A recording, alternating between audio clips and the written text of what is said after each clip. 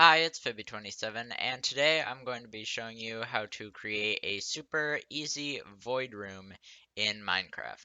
Now, a void room looks a little bit like this. It's void. You can see I can throw some things around and move around, but I cannot see anything. I will be showing you how to create the white version of this, which is my favorite, but also at the end of the video I'll show you some different variants that are even easier to make than this one. But first of all, how does it work? As you can see here, it's item frames. If I hop in here, I'll switch to survival and punch around, you can see I just took a map out of this item frame. So right here, I just have a totally white map. Now let's look at the materials needed to build one of these awesome rooms. So for a 2 by 2 by 2 square like this one, which I would say is about the minimum size that you would want for one of these rooms, same size as that one over there, you need about this much stuff. You can pause the video to look at this list, but we have signs for getting into the room, as well as a cartography table and some glass panes to lock the maps. And then you might need some tools to clean out the area where you will make this map, as well as some carpet or bright block to mark the corners. In order to make this white map, we are going to be taking advantage of snow. That will be the white block that we will use. So the first step is to find a snowy plains biome. Now I have one right over here. You want to navigate to the flattest part you can find. The flatter the better, as you will need to remove less blocks and it will take less time. Now that I'm to my flat area, I'm going to pull out my map and right click to look at it. This is the area that I need to completely fill with snow.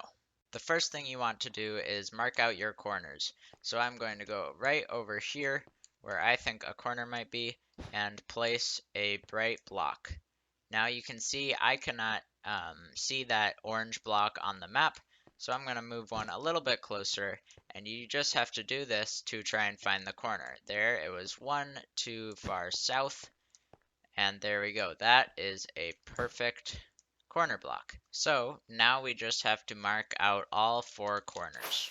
Right there, there, and there. Now you can see on my map I have all four corners marked out with my orange carpet. Now comes the time-consuming part. You are going to need to flatten your entire mapped area. It can be quite a task depending on how good of an area you found.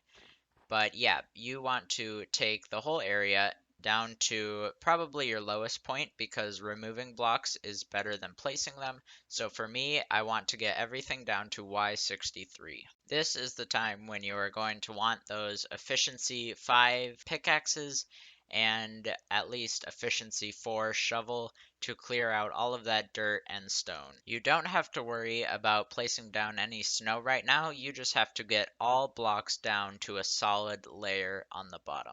You will also need to take down all flowers and grasses so that they don't interfere with your map. Now, when you have your entire area taken care of, it should look something like this. Pretty insane. And you can see my Y level went way into this cliff, and that is why it's super critical to find a super flat point. I'm just doing this for a video, so it didn't matter too much, but you are really going to want to find the flattest terrain possible so that you have the least work to do. Now, if you're like me and have some of these ice and water patches, you are going to need to get rid of these because snow does not fall on ice.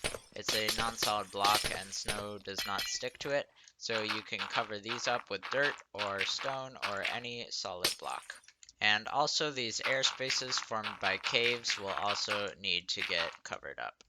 And now the hard part is done and you are on your way to creating a map. You just need to take out these bright corner pieces. Now that you have this wide open flat area, the next thing to do is simply dig yourself a hole and AFK and wait for it to rain, or in this case, snow. That will cover up your entire area and get you the map that we're looking for.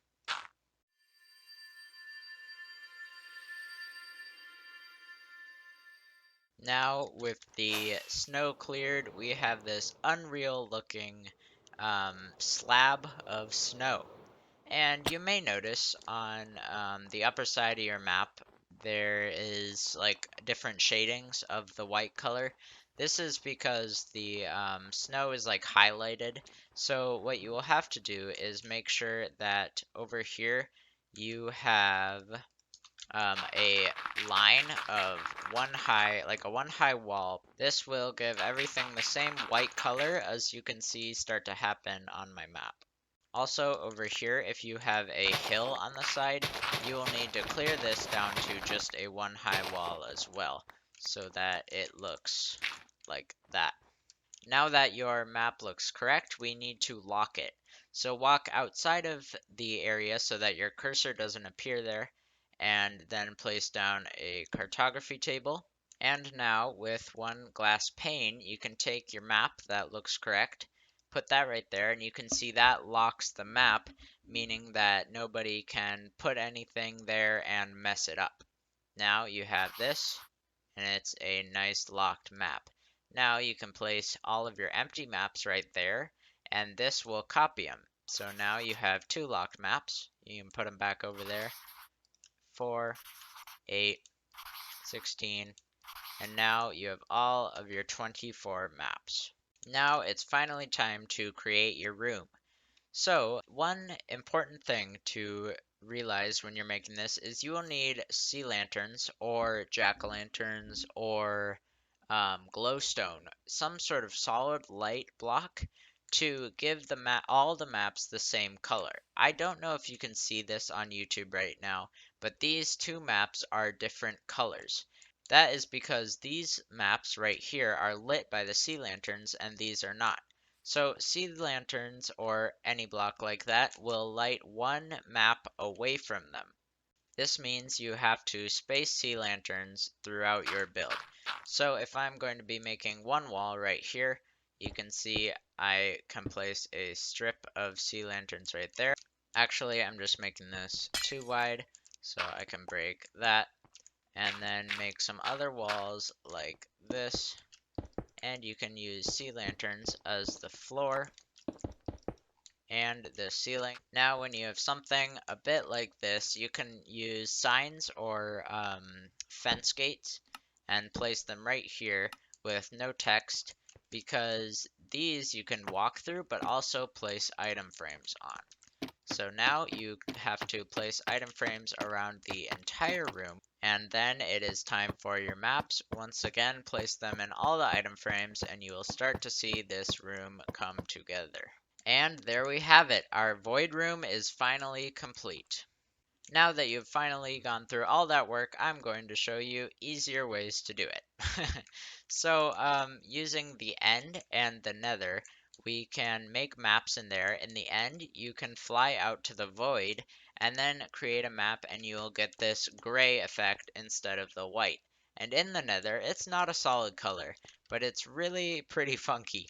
If you go in there and create a map, you will get this pattern, which is just really weird, but I think it could look quite cool. Also, using the ocean, if you go out there and clear any kelp and sand reaching close to the surface, you can get a blue room from all the water, which is super easy, no placing or breaking blocks really. Anyway, that was all for today. Thank you for watching. If you enjoyed, consider subscribing or leaving a like. It would really mean a lot. And bye.